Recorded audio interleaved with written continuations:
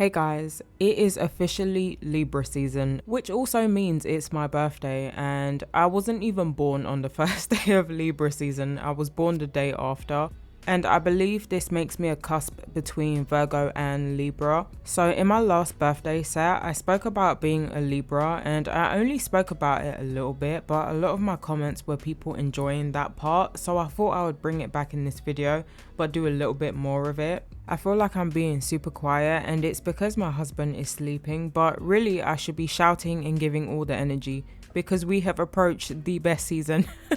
I will give a shout out to Virgo season though. I feel like I thrive in that season. Could be because I'm on the cusp, but before I go on any further, please give this video a thumbs up or subscribe or do both, and if you don't do either, is it crack that you're smoking? I want to know. For this set, I decided to freestyle it.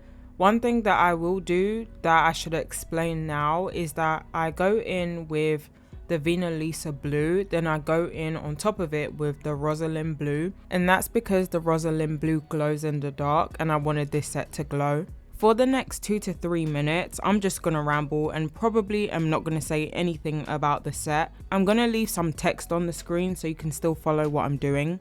I'm going to speak about zodiacs and just random stuff, so if you don't care to hear all of that, I will put a timestamp so you can skip to when I am talking about the nails. So back into the Libra talk. So I don't know much about astrology. All that I know about astrology is from one of my best friends because she's into that stuff. Not gonna lie, when I was doing like research for myself, I was so confused. Like, those that do astrology are just super smart because I was so confused. I was like, what's a fifth house? And if anyone's watching and you know about that stuff, can you explain that to me? Because I don't get it. But as far as astrology goes, I'm on the fence. So it's like I semi-believe it, and other times I'm like, I don't know if I believe this.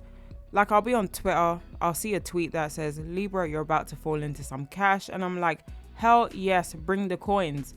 But then I'm like, how do you know this? So it's like, I'm just on the fence in that sense. Oh, that rhymes. But I don't know it fully, so I can't necessarily knock it or doubt it, but I will say that they are fun to read. One thing I will say that I believe in astrology wise is Mercury in retrograde, because what the hell is that shit about? Whenever that is going on, I feel it so much. Like, if you don't know what that is, supposedly the planet Mercury is going backwards or something. Not 100% sure. That just sounds like crazy to say out loud, but apparently that's what's going on in space. So when that's happening, supposedly it messes with us. It's actually currently happening right now, and what usually happens is that you just seem to feel off. So you might be sick, you might be a bit more tired than usual, things might just be going super wrong, things just don't seem to go right is kind of how that goes. They say you're more frustrated. They also say that you have technological mishaps, which I've been having so much of. Speaking of, I have a question for my iPhone users, or just Apple in general, because I think it might be happening to iPads too, but does anyone still have iOS 15, and is it acting crazy? Because I know there's iOS 16, but I didn't want to get it just yet because I heard there was glitches, bugs, all that stuff. So I wanted to wait for them to fix it before I got it. But it seems I might have to get it because iOS 15 is being a complete joke right now. My phone's freezing, it's just doing what it's not supposed to be doing. And I was wondering if it was just me or if other people that have iOS 15 are going through the same thing. Let me know if you're having these issues. Finally, back to the nails. So these letters I got from AliExpress. They also can be found on Shein. I also found the Libra charms on AliExpress too. I was stuck between wanting the letters to go vertically or horizontally, but I ended up doing horizontal, which was a nightmare because these charms are curved, so they are made to fit vertically, not horizontally. So I was having issues. Like, when I was trying to get these onto the nail, I felt like the jewelers that placed like the rhinestones into rings and just jewelry, it was one of those. Like, I was breaking a sweat trying to get these on straight, but I think I got them somewhat straight. Also, the glue that I'm using to adhere these charms is the Macart rhinestone glue. I was trying to place the letters down seamlessly so that you wouldn't see the glue, but I feel like I failed, and you can see it on the sides, especially where the eye is, but we're going to pretend that we can't see it.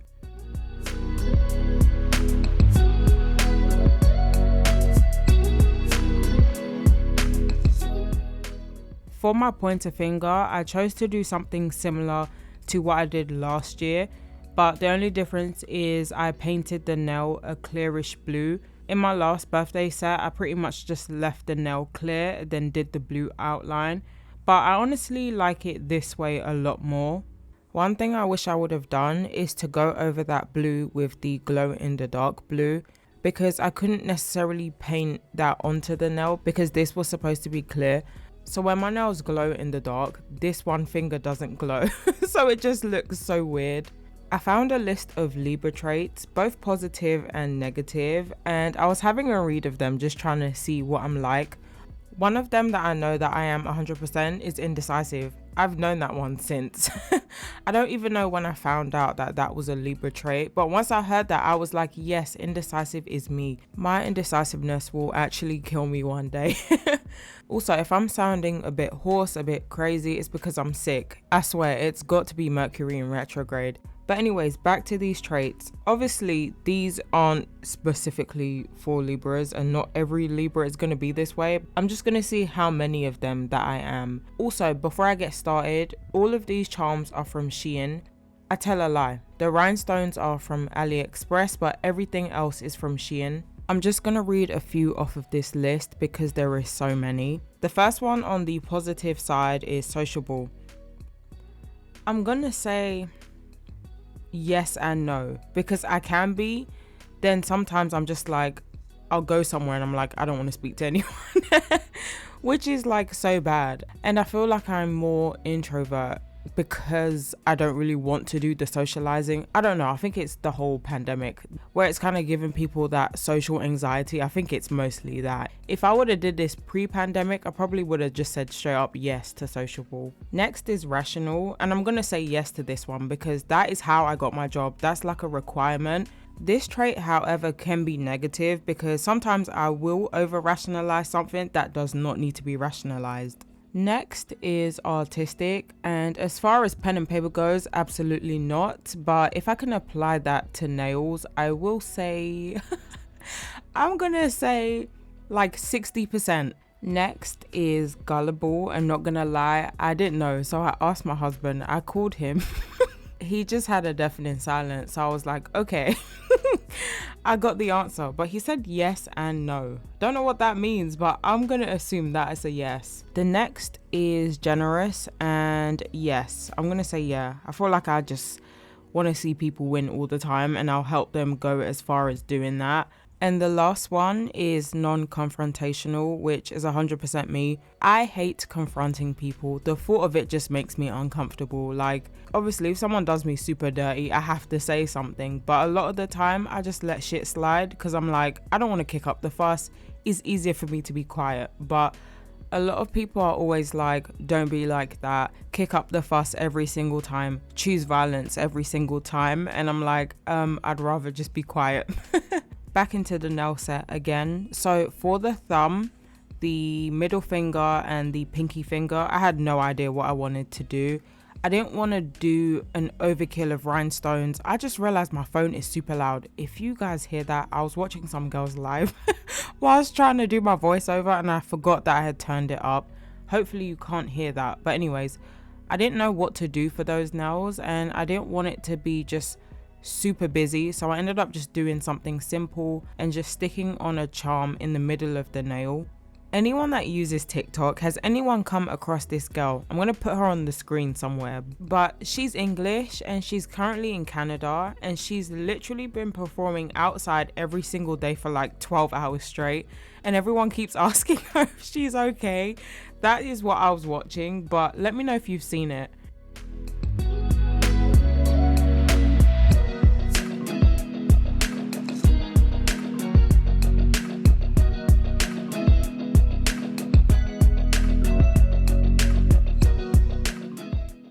This is the finished result. I wanted it to be extra but not so over the top, and I like what I did. It's pretty glamorous. It's perfect for a birthday nail set. I do need to do the other hand, which I still haven't done yet. If I do the other hand, I'm not going to record it, but I might do that as a light blue version of this set. But let me know which nail is your favorite. If you like this video, like, comment and subscribe, and thank you for watching.